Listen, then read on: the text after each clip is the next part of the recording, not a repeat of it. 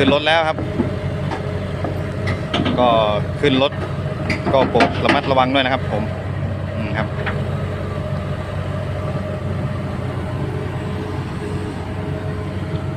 นี่ดูครับนู่นรถ10 ล้อรถขนยังล้อหน้ายังยกเลยครับนี่ครับพี่แมคโครก็เยี่ยวมาแล้วครับนี่ครับ